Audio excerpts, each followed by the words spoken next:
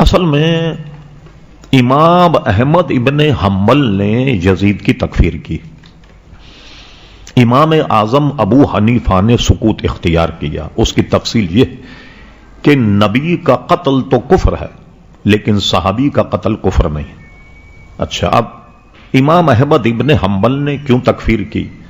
شاہ عبدالحق محدث دہلوی رحمۃ اللہ علیہ نے اپنی کتاب جذب القلوب الی دیار المحبوب میں نقل کیا کہ ہم نے یزید کے خلاف اس وقت آواز اٹھائی یا تلوار اٹھائی کہ وہ محرمات کے نکاح کو جائز قرار دیتا تھا اور شراب پیتا تھا.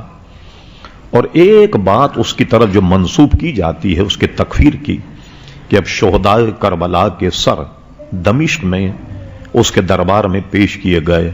اس نے یہ جملہ کہا کہ میں نے اپنے باپ داداؤں کا بدلہ لے لیا. اور باپ داداؤں کا بدلہ کیا تھا کہ ابو سفیان امیر معاویہ جس وقت اسلام نہیں لائے تو ظاہر ہے کہ بڑے بڑے کے عزیز اقارب جو جنگ بدر غزوہ بدر میں مارے گئے تو میں نے ان کا بدلہ لے لیا. اگر واقعی یہ جملہ اس نے کہا یہ تو کفر ہے. تو یہ بات کہ محرمات کے نکاح کو جائز قرار دینا اور یہ سارے مسائل امام احمد ابن حنبل تک پائے ثبوت کو پہنچے ثقہ راویوں کے، انہوں نے ان کی تکفیر کی. امام اعظم ابو حنیفہ رضی اللہ عنہ کے نزدیک یہ باتیں پائے ثبوت کو نہیں پہنچیں، انہوں نے تکفیر نہیں کی. لیکن اس میں شک نہیں کہ وہ ایک ظالم تھا، ایک جابر تھا اور بہت بڑی اس کے ذہن میں فرعونیت تھی اس کے گناہگار ہونے میں، تو کوئی شبہ نہیں.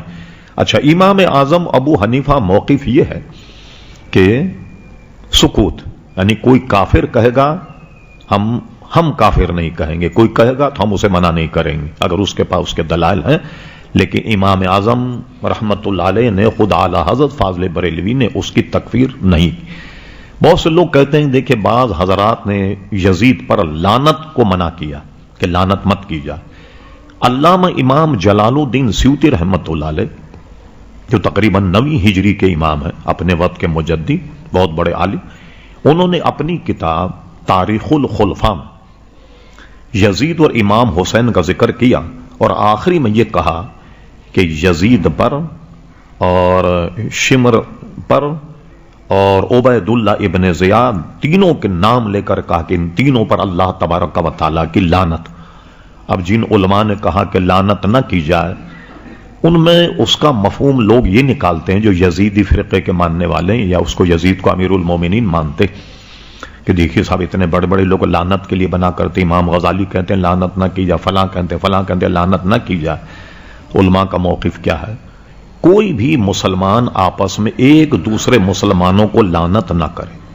ٹھیک، موقف کیا ہے؟ ایک دفعے آپ بیٹھ کر کے کوئی تسبیح لے لیں اور اس سے کہیں کہ یزید پر لعنت ہو، یزید پر لعنت ہو، یزید پر لعنت، پوری تسبیح پھیر دیں آپ.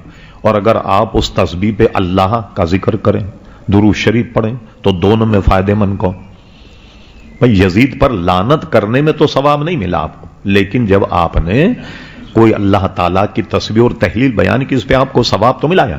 اسی طرح آپ دن بھر بیٹھ کر گئے شیطان پر لعنت ہو، شیطان پر لعنت ہو، شیطان پر لعنت، اور آپ یہ پڑھیں سبحان اللہ بحمدہ سبحان اللہ العظیم، تو اس میں زیادہ ثواب ہے یا اس میں زیادہ ثواب؟ تو یہ علماء کا موقف.